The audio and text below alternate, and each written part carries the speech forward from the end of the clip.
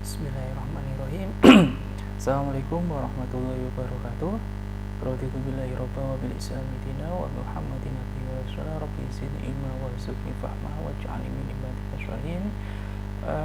Hari ini saya akan menjelaskan beberapa hal materi mengenai penawaran.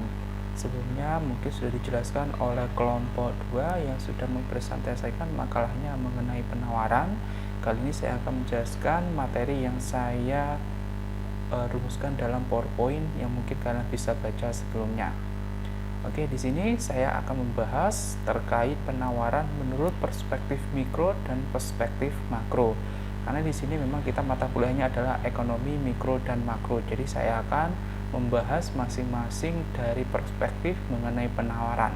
Pertama, kita akan melihat perspektif dari penawaran dari mikronya. Di situ ada beberapa hal yang perlu kita pelajari. Yang pertama terkait dengan definisi, yang kedua yaitu hukumnya, yang ketiga yaitu fungsi, contoh perhitungan, dan nanti kita akan coba masuk ke contoh-contoh perhitungan bagaimana nanti penawaran-penawaran tersebut. Lalu terkait dengan pergeseran, karena memang kalau misalnya kita lihat pada pekan lalu kita membahas mengenai permintaan. Kurva permintaan juga nanti akan mengalami pergeseran maupun perubahan.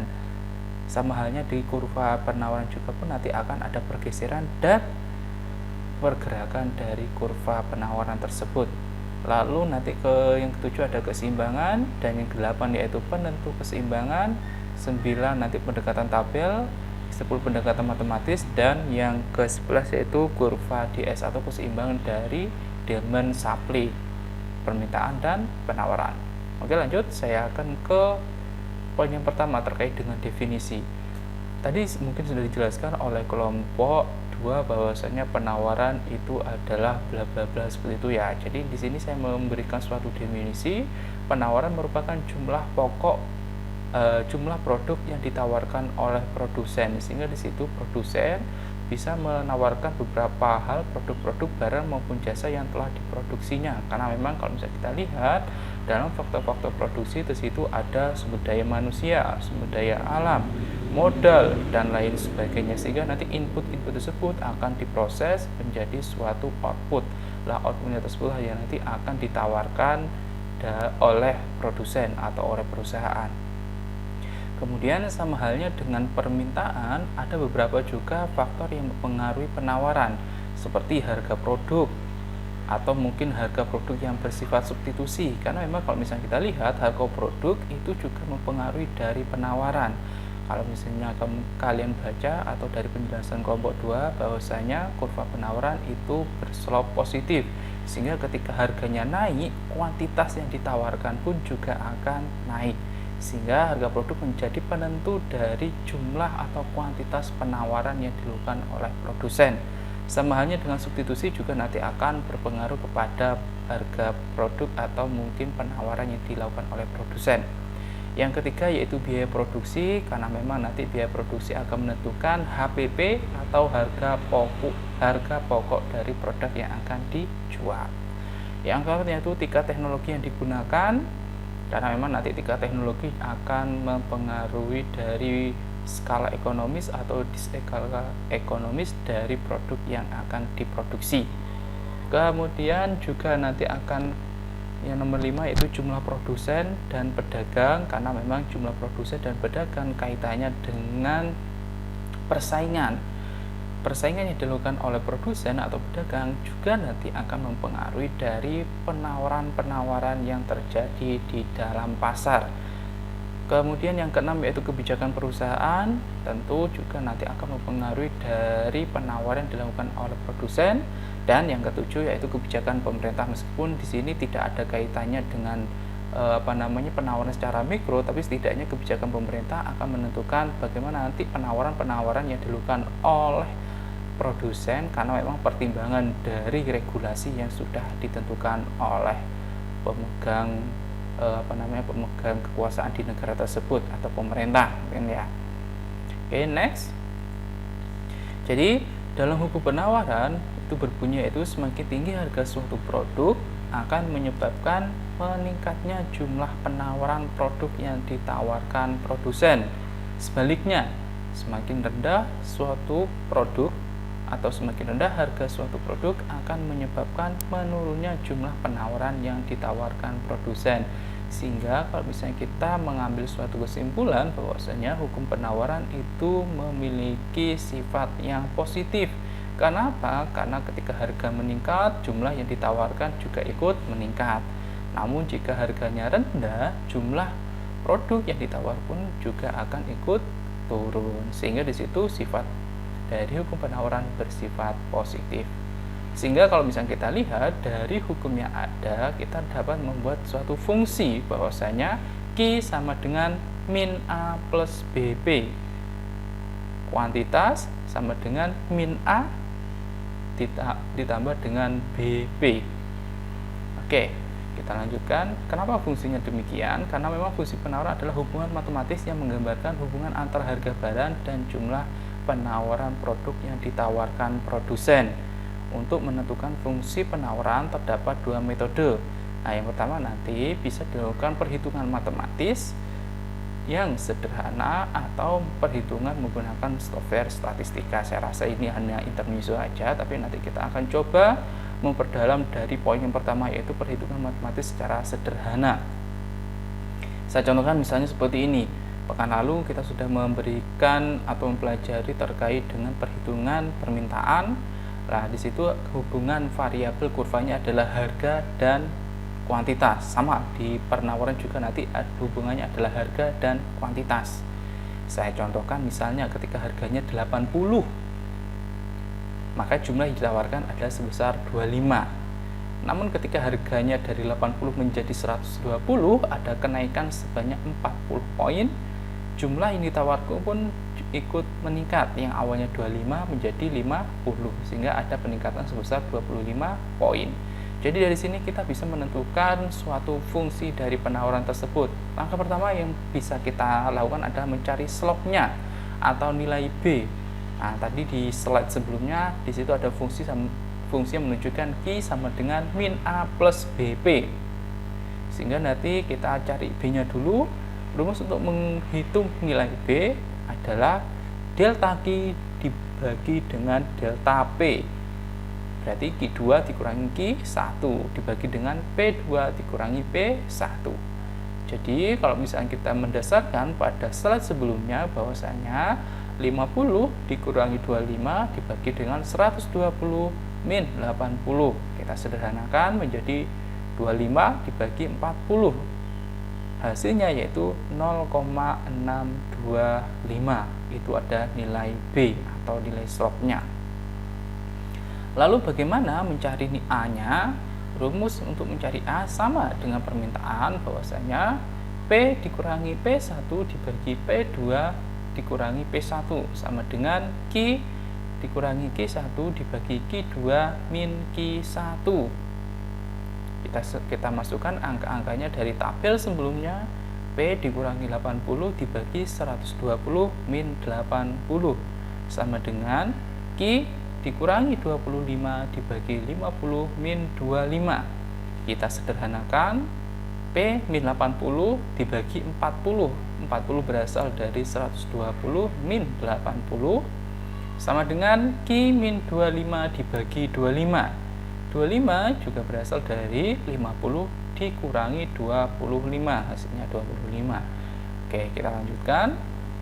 Jadi kalau misalnya kita lakukan perkalian silang, diperoleh hasil 25P min 2000 sama dengan 40Q min 1000.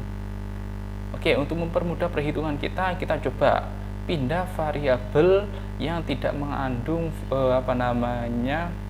alfabetikal ke samping kanan. Jadi 25P sama dengan 40Q min 1000 plus 2000, karena memang awalnya yang pada posisi kiri yaitu min 2000, kita pindah ke samping kanan menjadi plus 2000.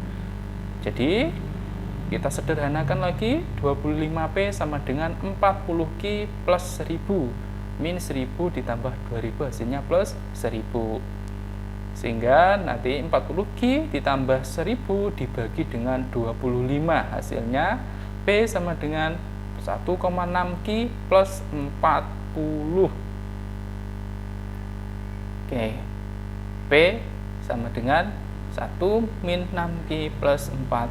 Karena memang nanti fungsi matematisnya itu dinotasikan sebagai Q sama dengan min A plus BP. Jadi kita pindahkan Q-nya ke samping kiri dan P-nya ke samping kanan. Jadi yang P-nya awalnya positif jadi negatif. Sama halnya dengan Q yang awalnya positif jadi negatif. Hasilnya min 1,6Q sama dengan min P plus 40. Kita sederhanakan, Q sama dengan 0,625P. Dari mana 0,625P? 1 dibagi min 1,6Q. Min 1 dibagi min 1,6. Jadi hasilnya 0,625. Min bagi min hasilnya plus. Terus min 25 diperoleh dari 40 dibagi min 1,6. Hasilnya 25, min 25. Jadi kita sesuaikan dengan fungsi matematis yang ada sebelumnya, yakni Q sama dengan min 25 plus 0,625. Jadi ketemu hasilnya kan ya. Jadi fungsi untuk tabel yang ada sebelumnya itu sebesar Q sama dengan min 25 plus 0,625P. Oke, saya rasa kalian bisa memahami. Saya lanjutkan. Jadi nanti kalau misalnya kita gambarkan kurvanya dari fungsi matematis tersebut, kita bisa gambarkan bahwasanya ketika P80 Q-nya sebesar 25, kita tarik garisnya 80 ke 25. Oke, ketemu titik. Terus kemudian ketika harganya naik dari 80 menjadi 120, Q-nya juga ikut naik dari 25 menjadi 50. Jadi titik tersebut kita tarik garis lurus sehingga di situ akan ditemukan slope dari kurva penawaran. Next, pergeseran kurva penawaran. Nah, di situ ada beberapa hal yang bisa menyebabkan kurva penawaran mengalami pergeseran. Yang pertama, adanya perubahan harga produk. Ada dua kondisi yang menyebabkan perubahan kurva karena adanya perubahan harga produk, yaitu A.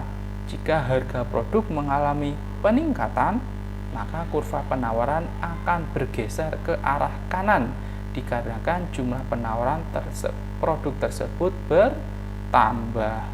Jadi kalau misalnya kita lihat ya, di situ harga produk mengalami peningkatan, P-nya mengalami peningkatan. Sehingga ketika P-nya mengalami peningkatan, oke, bentar dulu ya. Baik, saya mohon maaf, saya lanjutkan tadi karena ada beberapa hal. Jadi saya jelaskan lagi pergeseran kurva penawaran. Pergeseran kurva penawaran itu dipengaruhi karena beberapa faktor. Yang pertama itu perubahan harga produk. Ada dua kondisi yang menyebabkan perubahan kurva karena adanya perubahan harga produk, yaitu jika harga suatu produk mengalami peningkatan, maka kurva penawaran akan bergeser ke arah kanan dikarenakan jumlah penawaran produk tersebut bertambah. Jika harga suatu produk mengalami penurunan, maka kurva penawaran akan bergeser ke arah kiri dikarenakan jumlah penawaran produk tersebut berkurang.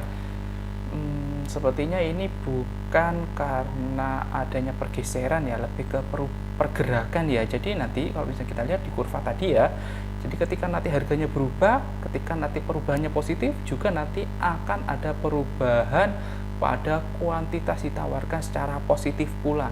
Namun jika nanti perubahan harganya itu mengalami perubahan yang negatif, juga akan diikuti pada perubahan negatif pada kuantitas yang ditawarkan. Jadi lebih tepatnya ini pergerakan bukan pergeseran. Mungkin kalian bisa tipu sendiri nanti. Perubahan biaya produksi. Terdapat dua kondisi yang menyebabkan perubahan kurva karena adanya perubahan biaya produksi, yaitu jika biaya produksi mengalami peningkatan, maka kurva penawaran akan bergeser ke arah kiri dikarenakan jumlah penawaran produk tersebut berkurang.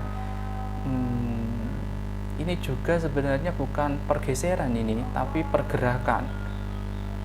Berarti di situ ada dua faktor yang menyebabkan pergerakan dari kurva penawaran, yaitu pertama tadi perubahan harga dan yang kedua yaitu perubahan biaya produksi. Oke ya, bisa dipahami dari sini. Mungkin kalian nanti bisa tipu sendiri dari PowerPoint yang saya unggah atau yang saya berikan. Saya next aja ya.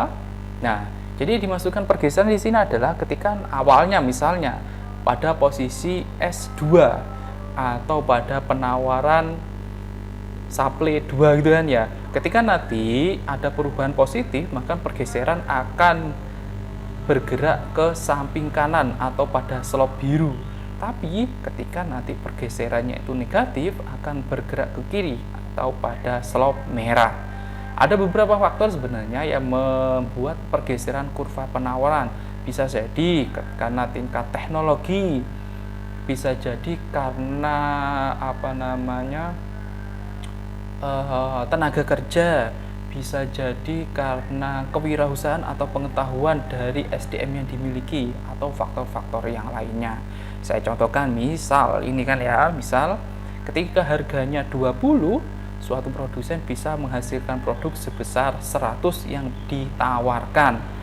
Namun karena adanya perubahan modernitas atau menggunakan teknologi mesin yang semakin canggih, akhirnya dengan harga yang sama yaitu sebesar 20, dia bisa menghasilkan kuantitas sebesar 150 untuk ditawarkan. Itu jika nanti pergeserannya secara positif ke kanan. Lalu bagaimana ketika nanti bergeser ke kiri atau negatif? Misalnya saya contohkan nih, ketika ada apa ya? Ketika ada perubahan harga dalam inputnya, misalnya terkait dengan bahan mentah.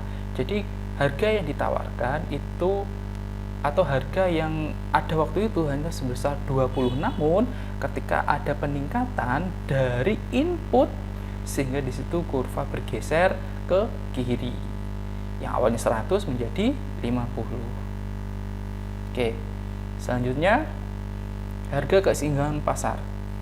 Harga suatu barang akan diperjualbelikan di pasar yang ditentukan oleh permintaan dan penawaran. Jelas, karena memang kalau misalnya kita definisikan pasar adalah keseimbangan antara permintaan dan penawaran. Keadaan harga suatu produk di pasar telah terjadi keseimbangan jika jumlah penawaran dari produsen atau penjual sama dengan permintaan dari masyarakat. Itu definisi dari harga keseimbangan pasar. Apa saja penentu harga keseimbangan pasar? Yang pertama, kelebihan permintaan. Kondisi ini merupakan jumlah permintaan masyarakat atas suatu produk telah melebihi jumlah produk yang ditawarkan oleh produsen.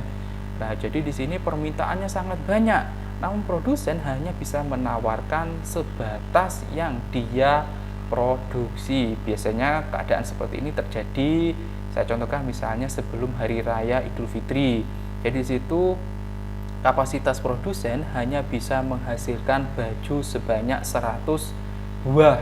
Namun permintaan dari konsumen itu bisa melebihi 200 atau lebih, sehingga di sini ada kelebihan dari jumlah permintaan. Yang kedua, keseimbangan. Jumlah permintaan masyarakat di atas suatu produk adalah sama dengan jumlah produk yang ditawarkan oleh produsen. Jadi di sini jumlah yang ditawarkan sama dengan jumlah yang diminta. Saya contohkan misalnya ketika kalian membutuhkan buku ekonomi mikro makro karya X gitu kan ya. Nah, di situ orang yang membutuhkan ada sebesar 25 dan ternyata di toko buku ada 25. Nah, sehingga di situ ada keseimbangan apa yang ditawarkan dengan yang diminta. Kemudian kelebihan penawaran. Kelebihan penawaran adalah jumlah produk yang ditawarkan oleh produsen telah melebihi jumlah permintaan masyarakat atas suatu produk. Nah, di sini kondisinya hampir sama dengan kelebihan permintaan, cuma perspektifnya adalah dari sisi produsen. Jadi, produsen terlalu banyak memproduksi suatu produk sehingga produk yang telah menjadi output tersebut itu melebihi dari apa yang diminta oleh masyarakat. Contohnya misal ada suatu perusahaan mobil memproduksi mobil sebanyak 1000 unit. Namun permintaan pada saat itu ternyata hanya membutuhkan atau masyarakat hanya menginginkan sebesar 500 misalnya. Nah, di situ ada kelebihan penawaran sebesar 500. Next. Oke, di sini saya rasa hanya formalitas saja, kita lanjutkan aja. Nah, di sini saya contohkan misalnya. Ketika harganya 1000, permintaannya 500 dan penawarannya 350. Namun ketika harganya 2000, permintaannya 450 dan penawarannya 375. Nah, karena di sini permintaan lebih besar daripada penawaran, maka ini bisa disebut sebagai kelebihan permintaan. Namun ketika harganya 3000, permintaannya sebesar 400 ini ya, dan penawarannya sebesar 400. Nah, keadaan inilah disebut dengan keseimbangan. Namun ketika harganya naik lagi, misal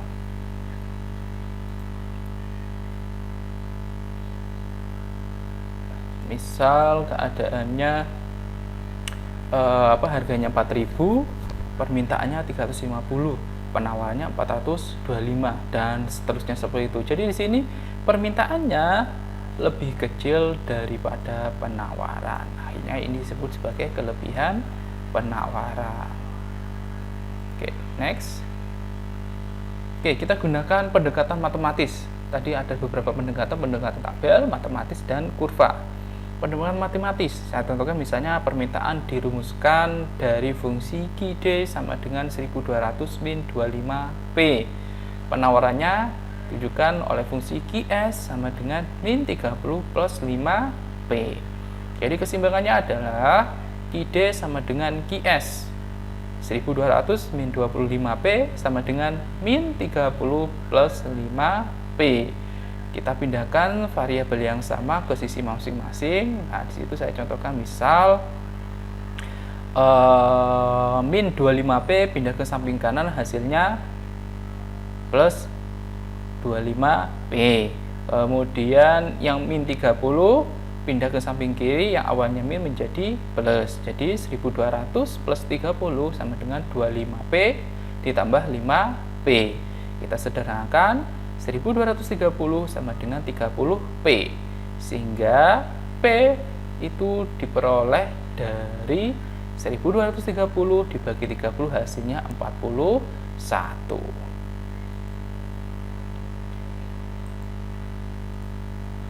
Kemudian kalau kita buktikan misalnya tadi kan sudah ketemu hasilnya P-nya 41. Kita masukkan P tersebut ke masing-masing fungsi. Yang pertama QD. QD tadi ditunjukkan oleh fungsi 1200 min 5P. 1200 min 25 kali 41. 1200 min 1025 hasilnya 175 satuan unit misalnya seperti itu. QS sama dengan min 30 plus 5P. Kita sederhanakan, atau mungkin kita masukkan P-nya yang tadi 41, min 30 plus 5 kali 41, min 30 plus 205 hasilnya 175. Nah, inilah keseimbangan yang terjadi ketika harganya 41, unitnya yang diminta adalah 175. Next. Kita gambarkan kurvanya misalnya tadi seperti itu. Jadi ketika PE atau harga keseimbangan P equilibrium itu berpotongan menjadi E atau Q equilibrium, atau seperti ini gambarannya ya. Di situ ada perpotongan slope S dan D. Slope mewakili penawaran dan D mewakili permintaan. Lah, persinggungan dari slope penawaran dan permintaan itu ditentukan oleh titik PE dan QE sehingga membentuk sudut atau titik IQ. PE adalah harga equilibrium dan QE adalah kuantitas equilibrium, sehingga di situ ada keseimbangan antara permintaan dan penawaran. Jadi ketika nanti harganya dari PE turun menjadi PD, Nah, di situ nanti akan ada beberapa garis yang memotong dari slop D permintaan dan slop S penawaran. Nah, di situ ada selisih atau gap antara garis yang memotong slop S dengan slop D. Nah, garis disebut sebagai kelebihan permintaan. Lalu misalnya dari PE meningkat dari PS.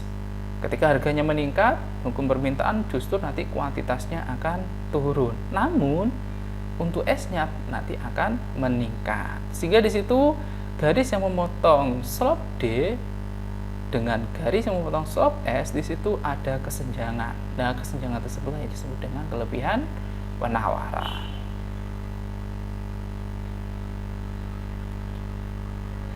Oke, next ya. Itu tadi perspektif mikro dalam membahas penawaran. Lalu bagaimana perspektif makro terkait dengan penawaran? Kita lanjutkan aja. Jadi kalau misalnya kita bahasa Inggris kan, atau mungkin bahasa kerennya gitu ya, aggregate supply, penawaran agregat. Apa sih yang dinamakan dengan penawaran agregat?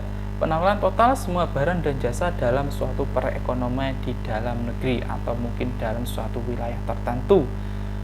Jumlah output yang dapat diproduksikan oleh seluruh faktor yang ada dalam perekonomian untuk tingkat harga tertentu. Karena memang hal ini penting khususnya bagi pemerintah dalam menentukan harga, sehingga masyarakat itu bisa mencapai kesejahteraannya meskipun tidak penuh, tapi setidaknya bisa mencapai kesejahteraannya masing-masing. Bagaimana nanti untuk menggambarkan kurva agregat supply? Kurva agregat supply itu menunjukkan hubungan antara jumlah keluaran agregat yang ditawarkan dalam suatu perekonomian dan tingkat harga keseluruhan. Jadi di situ yang dilihat harganya bukan harga di pasar-pasar tertentu, tapi harga secara keseluruhan, secara nasional. Nah, di situ kurva AS agregat supply nanti akan dibagi menjadi dua. Yang pertama itu jangka panjang atau LRAS, dan yang kedua yaitu jangka pendek atau SRAS. LRAS kepanjangan dari long run aggregate supply, dan SRAS kepanjangan dari short run aggregate supply. Jadi kalau misalnya kita lihat dalam beberapa teori di beberapa literatur juga menyampaikan bahwasanya kurva LRAS itu cenderung vertikal, bukan vertikal secara sempurna, tapi cenderung atau relatif gitu kan ya.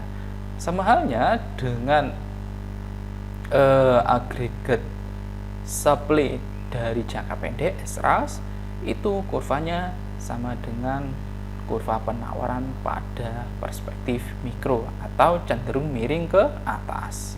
Nah, kecenderungan ini nanti akan dipengaruhi oleh elastisitas dari penawaran itu sendiri.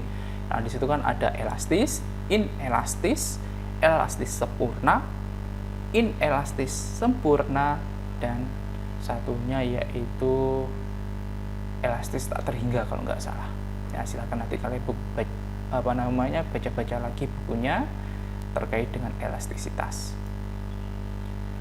Bahasan yang pertama yaitu LRAS.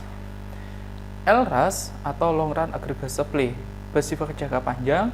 Produksi barang dan jasa suatu perekonomian tergantung pada pasokan atas tenaga kerja, modal, sumber daya alam, dan teknologi yang tersedia yang digunakan untuk mengubah faktor-faktor produksi menjadi produk berupa barang dan jasa.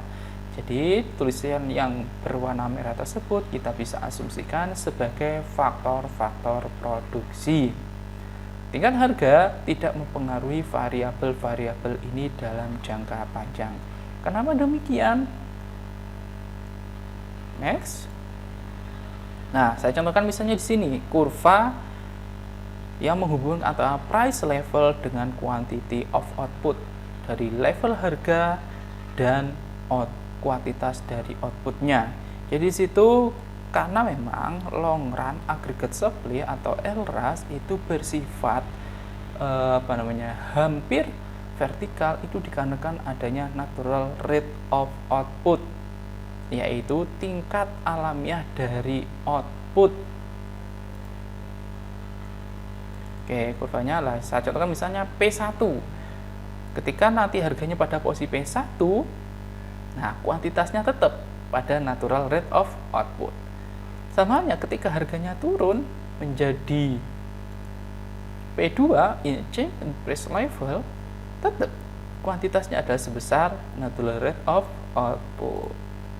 Jadi doesn't affect the quantity of good and service supplied in the long run. Tidak memberikan dampak pada kuantitas dari barang dan jasa yang ditawarkan dalam jangka panjang. Itu setidaknya dalam long run aggregate supply. Kurva penawaran agregat jangka panjang adalah vertikal pada tingkat output alamiah. Nah, tadi sudah dijelaskan, yaitu ketika nanti harganya naik atau turun, tapi nanti tingkat output alamiahnya itu sama.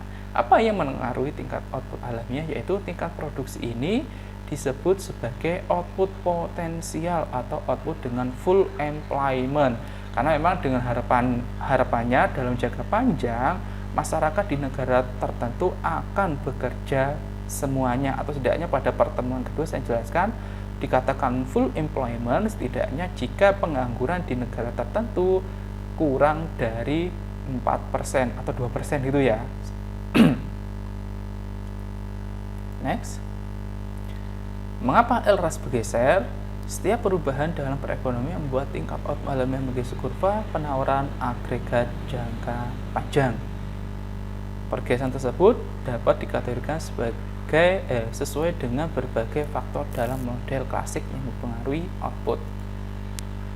Oke, apa saja pergeseran itu? Yaitu tertuang dalam faktor-faktor produksi, tenaga kerja, modal, sumber daya alam, teknologi atau pengetahuan. Di sini saya gabung pengetahuan atau teknologi sebetulnya, karena memang dalam beberapa literatur pengetahuan itu diidentikan sebagai kewirausahaan dan teknologi itu adalah mesinnya. Tapi di sini saya asumsikan sama gitu kan ya. Next. Jadi kalau saya gambarkan kurvanya, misal di sini kurva AD, aggregate demand atau permintaan secara agregat, itu pada tahun 90 harganya memotong dari LRAS tahun 80 berpotong dengan AD tahun 80 sehingga harganya P 1980. Namun jika nanti harga meningkat, otomatis juga ada pergeseran dari LRAS-nya pada tahun 90. Nah, seperti itu. Dan seterusnya seperti itu. Jadi, in the long run, technology can progressive long run aggregate supply and growth in the money supply shift aggregate demand. Jadi saya contohkan di sini adalah dalam jangka panjang perubahan-perubahan teknologi menggeser dari agregat supply jangka panjang dan menumbuhkan dari money supply atau penawaran uang bergeser shift aggregate demand, menggeser dari agregat demand atau permintaan secara agregat. Yang awalnya Y pada posisi 900 Y pada tahun 1980 bergeser pada Y 990, juga ada pergeseran karena berarti ada pergeseran secara positif. Kan ya?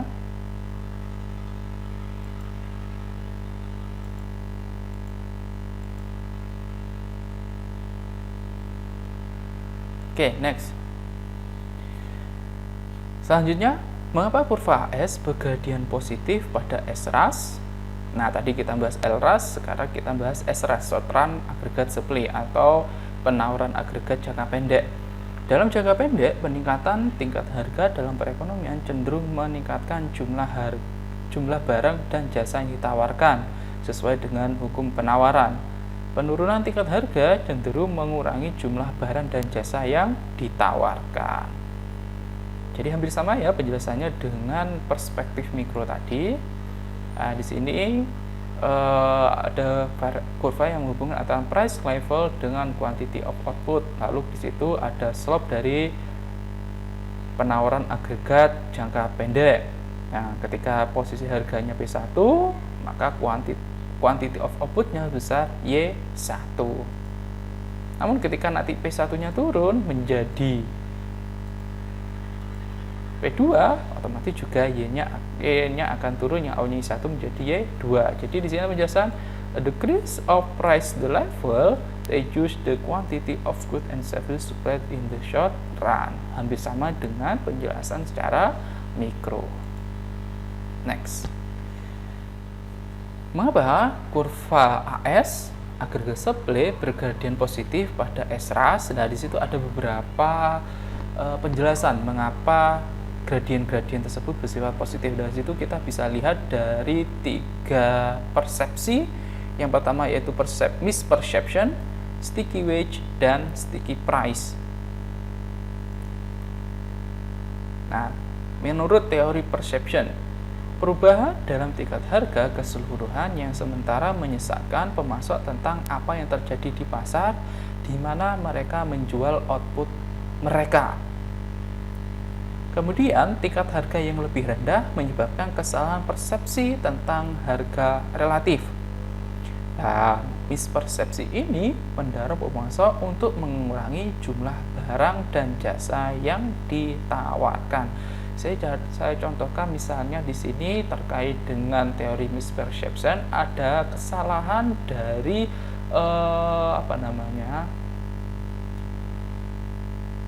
forecast atau mungkin perhitungan jangka depannya atau masa depan terkait dengan harga-harga barang yang ada di pasar. Saya contohkan misalnya ada seorang produsen tempe itu memproduksi tempe misalnya setiap bulannya atau periodenya itu sebanyak 50 bungkus misalnya itu. Kemudian karena memang pada saat itu ternyata ada acara hajatan, dan acara hajatan itu mengurangi jumlah tempe, mengurangi jumlah konsumsi tempe, dan meningkatkan jumlah konsumsi daging misalnya seperti itu kan ya, sehingga agar tempenya itu laku oleh oleh orang yang didropi tempe tersebut, dia menjual tempenya dengan harga murah. Jadi produsennya itu kayak semacam mispersepsi, atau mungkin informasi-informasi yang didapatkan itu ternyata tidak sesuai dengan yang terjadi. Oleh karenanya, ketika nanti acara hajatan sudah selesai, harga tempenya itu normal lagi. Sehingga hari ini menyebabkan dari teori misperception. Kemudian, teori sticky wage. Sticky wage atau mungkin kalau misalnya kita bahas Indonesia kan menjadi upah yang lengket gitu kan ya. Upah nominal lambat untuk menyesuaikan atau lengket dalam jangka pendek. Upah tidak segera menyesuaikan dengan penurunan tingkat harga. Tingkat harga yang lebih rendah membuat kerja dan produksi kurang menguntungkan. Hal ini mendorong perusahaan untuk mengurangi jumlah barang dan jasa yang ditawarkan. Jadi saya contohkan misalnya seperti ini. Ketika nanti perusahaan A gitu kan ya. Perusahaan A itu upah yang tidak segera menyesuaikan dengan penurunan tingkat harga. Upah perusahaan A memberikan gaji pada karyawan sebulannya itu 3 juta dengan asumsi bahwasanya uang 3 juta tersebut bisa memberikan kesejahteraan yang cukup kepada karyawannya. Dan ternyata di dalam perekonomian harga semua barang mengalami penurunan. Nah, karena mengalami penurunan, otomatis juga nanti perusahaan tersebut dalam memproduksi barang dan jasa itu lambat dalam memberikan respon terhadap upah. Atau mungkin seperti ini ya. Jadi di situ seharusnya harga yang ditetapkan oleh perusahaan itu menyesuaikan dari biaya produksi. Salah satu biaya produksinya adalah dari upah. Nah, ketika nanti biaya produksinya tetap, namun harga di pasaran itu ternyata mengalami penurunan, sehingga hal ini akan upahnya tetap, tapi nanti akan mengurangi jumlah barang dan jasa yang ditawarkan. Itu menurut teori sticky wage.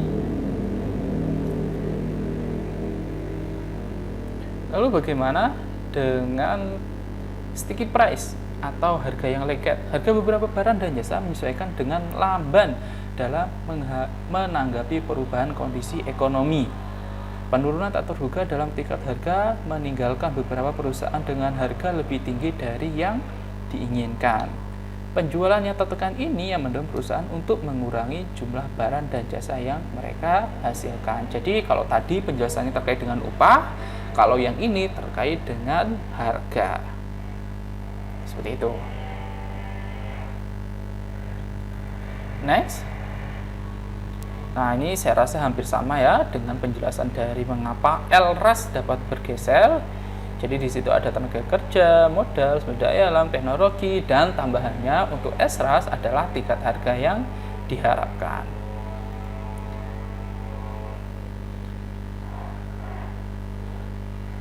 Mengapa SRAS dapat bergeser? Kenaikan tingkat harga diharapkan mengurangi jumlah barang dan jasa yang ditawarkan dan menggeser kurva penawaran agregat jangka pendek ke kiri. Penurunan tingkat harga yang diharapkan meningkatkan jumlah barang dan jasa yang ditawarkan dan menggeser kurva penawaran agregat jangka pendek ke kanan. Saya rasa ini penjelasannya hampir-hampir sama dengan LRAS ataupun penjelasan konsep penawaran dalam perspektif mikro.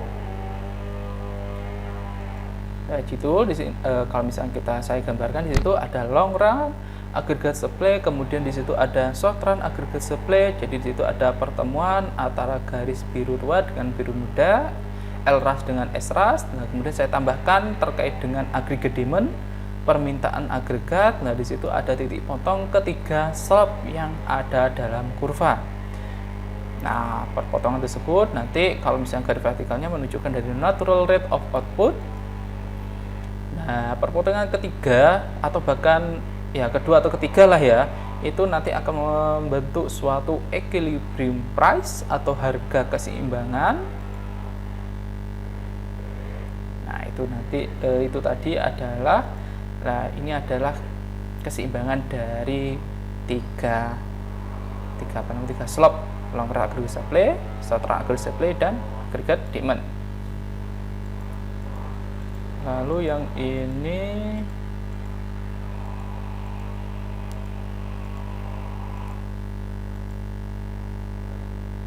oke, saya jelaskan satu-satu. Jadi awalnya menggunakan kurva yang sebelumnya, di situ ada perpotongan antara long run aggregate supply, short run aggregate supply, dan aggregate demand. Nah, kemudian nanti akan membentuk titik A. Dijelaskan. Kemudian ada penurunan dari agregat demand atau permintaan agregat, sehingga di situ AD-nya yang awalnya AD1 menjadi AD2. Kan AD2 nanti juga ada perubahan. Yang kedua, cost output fall in the short run. Akhirnya di situ ada penurunan yang awalnya pada titik A ke titik B, karena nanti akan menyesuaikan. Jika nanti AD-nya berubah dari AD1 menjadi AD2, namun AS-nya tetap jadi AS1, sehingga nanti akan membantu titik B. Namun, but over time, tapi dalam beberapa waktu, short run aggregate supply go shift atau penawaran agregat jangka pendek akan mengikuti dari perubahan agregat demand atau permintaan agregat, sehingga titik penentuannya akan pindah ke titik C. Dari titik B menjadi titik C, and output return to its natural rate, dan output akan kembali kepada tingkat alamiah. Itulah penjelasan dari perubahan-perubahan atau pergeseran yang diakibatkan dari pergeseran dari aggregate demand atau aggregate supply. Efek pergeseran pada aggregate supply akan menyebabkan stagflasi. Apa sih stagflasi? Yaitu pergeseran yang merugikan pada penawaran agregat, menyebabkan stagflasi, masa resesi, dan inflasi. Jadi di sini resesi dan inflasi itu bekerja bersama-sama, karena kalau misalnya kita lihat harapannya itu inflasi akan meningkatkan harga. Ketika harganya meningkat, harapannya barang yang ditawarkan itu juga akan semakin meningkat. Namun ketika nanti terjadi stagflasi, itu terjadi ketika harganya meningkat, namun barang yang ditawarkan itu menurun, sehingga di sini stagflasi itu kadang menjadi permasalahan yang serius bagi perekonomian di dalam negeri. Oleh karena itu, bagaimana nanti pemerintah bisa menyelesaikan permasalahan-permasalahan terkait dengan stagflasi ini. Output jatuh pada harga naik. Seperti yang saya jelaskan tadi, stagflasi ketika terjadi output jatuh dan harga barang naik. Pembuat kebijakan yang dapat mempengaruhi permintaan agregat tidak dapat mengimbangi kedua efek samping secara bersamaan, karena memang di sini permasalahannya sudah berbeda. Bagaimana nanti regulator atau pemerintah itu bisa mengatasi permasalahan stagflasi ini tidak terjadi secara bersamaan. Kebijakan untuk merespon resesi. Jadi di situ pemerintah bisa nanti menyelesaikan salah satu dari permasalahan stagflasi, misalnya menyelesaikan resesinya dulu atau inflasinya dulu. Para pembuat kebijakan dapat merespon resesi dengan salah satu cara sebagai berikut: tidak melakukan apa-apa dan menunggu harga dan upah menyesuaikan, karena memang pemerintah di situ mungkin tidak punya kebijakan yang sangat efisien dan efektif, akhirnya menyerahkan penyelesaian resesi kepada mekanisme pasar. Dan yang kedua, bisa nanti melakukan campur tangan dengan cara mengambil tindakan untuk meningkatkan permintaan agregat dengan menggunakan kebijakan moneter dan fiskal. Nah, bisa saja nanti pemerintah memberikan subsidi atau memberikan bantuan atau memberikan kemudahan-kemudahan dalam mengimpor barang dan lain sebagainya yang kaitannya dengan kebijakan moneter dan kebijakan fiskal.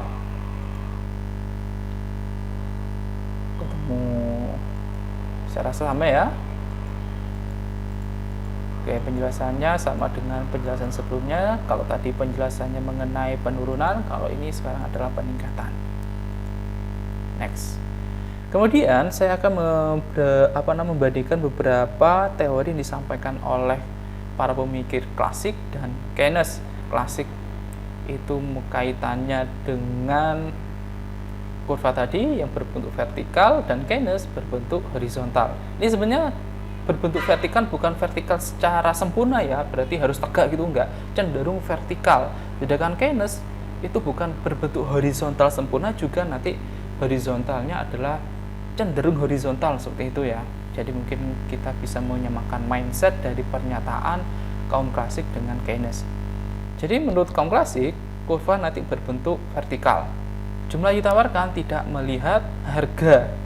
Pasar tenaga kerja selalu dalam posisi keseimbangan dengan kondisi full employment, atau semua tenaga kerja akan bekerja. Karena memang kaum klasik ini melihat dari perspektif mikro, sehingga mengabaikan permasalahan-permasalahan seperti pengangguran. Makanya di situ ada asumsi full employment, tenaga kerja penuh. Beda halnya dengan Keynes nanti slope pada kurvanya berbentuk horizontal atau cenderung horizontal. Penawaran tingkat harga tertentu tidak memperhatikan jumlah barang yang diminta. Ongkos produksi rata-rata tidak berubah pada saatnya output berubah. Jadi penjelasannya saya akan jelaskan pada slide selanjutnya. Nah, jadi supply creates its own demand. Penawaran dengan sendirinya menciptakan permintaan. Kalau nggak salah ini pendapatnya GBC. Jadi di situ pada masa-masa teori ini disampaikan, perusahaan itu melakukan banyak sekali produksi akan output yang mereka lakukan, sehingga di situ ada masa-masa di mana penawaran itu melebihi dari permintaan, karena memang pengaruh dari teori disampaikan oleh GBC mengenai supply creates its own demand.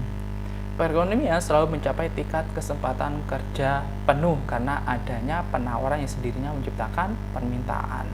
Oleh karenanya, tingkat kegiatan ekonomi dan pendapatan nasional oleh kemampuan negara dalam menggunakan faktor-faktor produksi.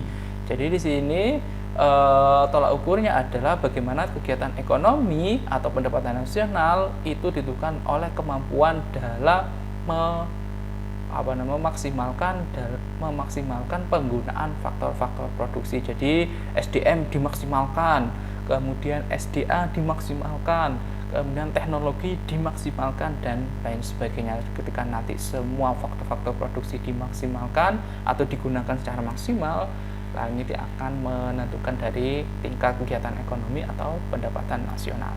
Dan pendapatan nasional, penawaran sangat penting peranannya dalam menentukan kegiatan ekonomi dan pendapatan nasional suatu negara, setidaknya itu menurut kaum klasik. Lalu bagaimana menurut Keynes? Menurut Keynes, permintaan efektif akan menentukan sejauh mana produksi nasional dapat diwujudkan dalam ekonomi dan kesempatan kerja yang dicapai. Jadi di situ ada perbedaan dari pendapat kaum klasik dengan Keynes. Jadi kaum klasik tadi mendasarkan kepada penawaran itu sendiri, sedangkan Keynes pada permintaan efektif. Perubahan dalam jumlah uang dalam ekonomi dapat mempengaruhi kegiatan perekonomian yang berdampak pada penentuan suku bunga dan jumlah uang yang beredar. Jadi di sini karena sudah mulai memperhatikan faktor jumlah uang dalam kegiatan perekonomian, sehingga nanti akan menentukan dari kegiatan ekonomi yang berlangsung dalam negara tersebut.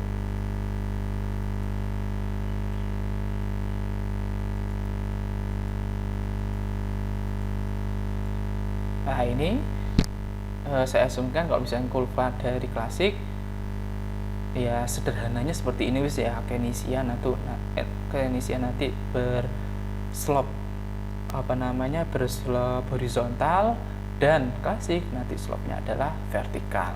Meskipun dalam kenyataannya tidak secara sempurna seperti ini, tapi untuk memudahkan kalian dalam memahami, saya gambarkan secara lebih sederhana. Kurva AS yang disampaikan oleh kaum klasik, ASL adalah aggregate supply. Saya contohkan di sini karena memang tadi ada beberapa faktor produksi ya, ada tenaga kerja, ada sumber daya alam, ada teknologi dan lain sebagainya. Jadi saya contohkan misalnya di sini aggregate supply atau penawar agregat pada salah satu faktor yakni tenaga kerja atau labor. Jadi saya singkat ASL. ASL didasarkan pada upah real, sehingga kenaikan upah nominal tidak akan mengubah ASL. Lah ini efek dari money illusion. Upah real itu diperoleh dari upah yang dia didapatkan kemudian digunakan untuk konsumsi saat itu. Sedangkan upah nominal, karena namanya nominal berarti nominal dari upah yang dia terima. Saya contohkan misalnya seperti ini.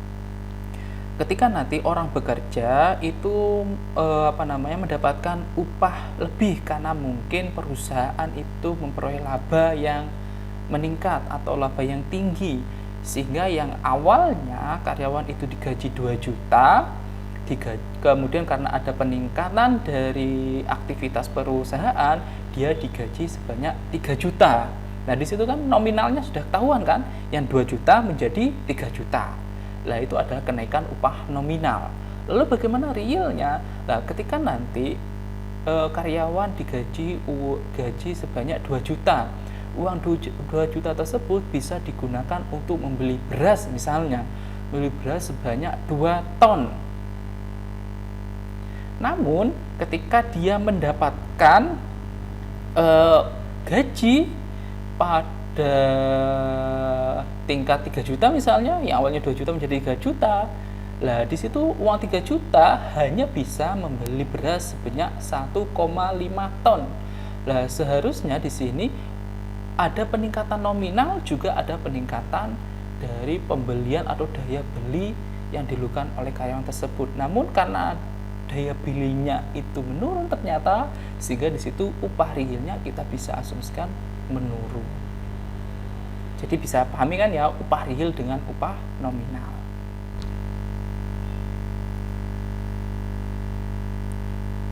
Selanjutnya, nah kita gambarkan kurvanya. Saya contohkan misalnya, satu-satu ya. Ada 4 kurva. Kurva pertama itu menghubungkan antara labor dan Y, pendapatan. Kurva yang kedua menghubungkan antara labor, tenaga kerja, dan W atau upah. Kurva selanjutnya menghubungkan antara P, price, harga, dengan upah, wage. Dan yang terakhir hubungkan antara price dengan Y atau harga dengan pendapatan. Mula-mula di situ ada slope yang hubungkan antara labor tenaga kerja dan pendapatan, sehingga di situ saya berikan fungsinya yaitu Y sama dengan FL. Y sama dengan fungsi dari tenaga kerja. Kemudian nah di situ karena memang saya contohkan Y iki atau pendapatan equilibrium pada posisi iki. Nah, kita gambarkan secara vertikal, lalu kemudian kita tarik garis kepada kurva yang di atasnya, sehingga nanti akan memotong dari slope Y sama dengan FL. Kemudian, nah nanti kita tarik lagi garis tersebut yang memotong tersebut ke samping kiri. Jadi di situ adalah L0 atau tenaga kerja mula-mula. Nah, tenaga kerja mula-mula tersebut kita tarik ke samping kanan sehingga nanti akan memotong kurva pada hubungan antara tenaga kerja dan upah. Lalu kita gambarkan slope-nya. Nah, di situ slope-nya nanti akan berbentuk yaitu keseimbangan. Saya misalkan keseimbangan ya antara SL penawaran tenaga kerja dan DL permintaan tenaga kerja. Lalu perpotongan tersebut kita tarik ke bawah sehingga nanti akan menyentuh pada kurva di bawahnya, pada kurva hubungan antara harga dan upah. Next, sehingga nanti akan menciptakan PO atau upah mula-mula. Nah, kemudian saya contohkan misalnya di situ upah mula-mula memotong slope WNO. Ya anggap aja lah ya, slope yang menghubungkan antara harga dan upah mula-mula, sehingga nanti di situ perpotongan dari WO yang kita ambil dari garis atas ini akan memotong slope ini. Nah, lalu kita tarik ke samping kiri. Jadi nanti keempat kurva ini akan saling berhubungan. Kemudian saya contohkan misalnya ketika LO-nya itu meningkat, yang awalnya L mula-mula itu L0 kemudian meningkat menjadi L1, kita tarik ke samping kanan. Nah, otomatis juga nanti akan menyinggung dari DL permintaan tenaga kerja dan menyinggung dari SL penawaran tenaga kerja.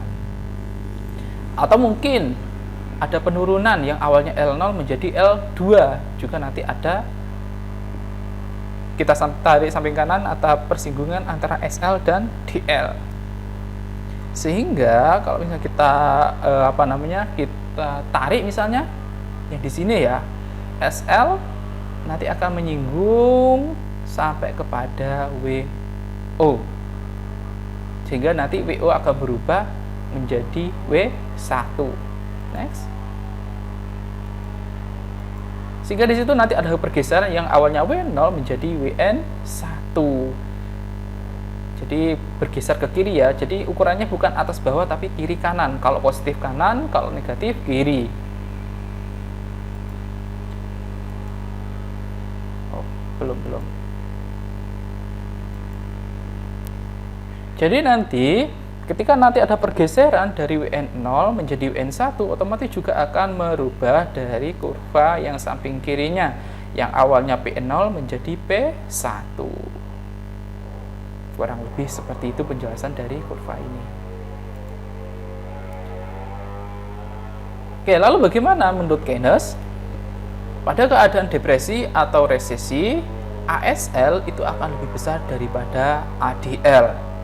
Jadi penawaran tenaga kerja lebih besar daripada permintaan tenaga kerja.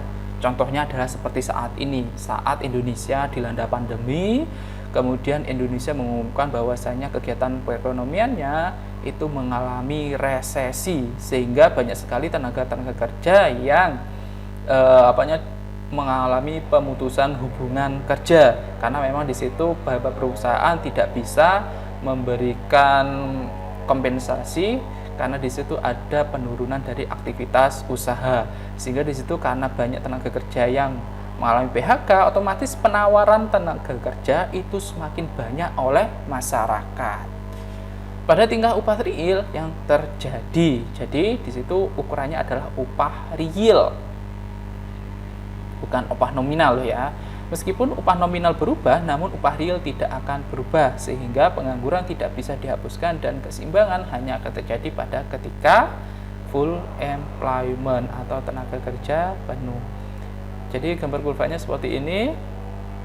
Ada perpotongan antara DL dan SL, permintaan tenaga kerja dan penawaran tenaga kerja, sehingga di situ akan ada keseimbangan antara WE, upah equilibrium, dan LE, tenaga kerja equilibrium.